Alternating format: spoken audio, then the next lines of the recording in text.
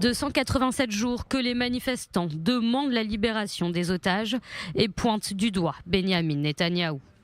Des citoyens qui dénoncent la politique du Premier ministre, politique également dénoncée par certains hauts dignitaires israéliens. En effet, ce vendredi, Benyamin Netanyahou a démenti les informations selon lesquelles Israël serait prêt à se retirer de la frontière entre Gaza et l'Égypte.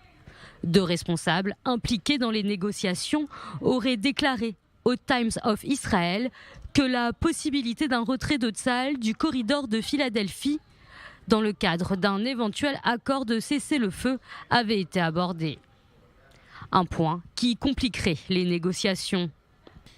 La demande du Premier ministre israélien Benyamin Netanyahou que tout accord de trêve empêche le retour de terroristes armés dans le nord de la bande de Gaza contredit les ententes précédentes avec les médiateurs.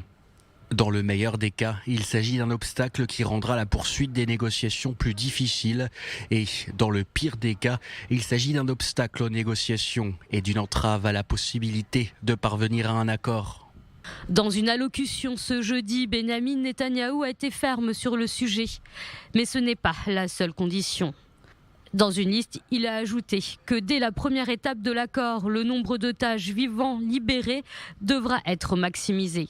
Chose qui n'avait pas été précisée lors des précédentes négociations. Nous sommes dans 2 jours cruciaux pour que l'accord soit conclu. C'est maintenant ou dans très longtemps, peut-être jamais. Le Premier ministre Netanyahou a ajouté des exigences qui s'écartent des accords avec les médiateurs. Une nouvelle liste publiée suite au retour de la délégation israélienne d'Égypte. Entre les nouvelles exigences, des démentis. Un point de tension persiste entre Benyamin Netanyahou et le Hamas. Le Premier ministre israélien insiste sur le fait que la guerre ne prendra fin qu'après la destruction du Hamas.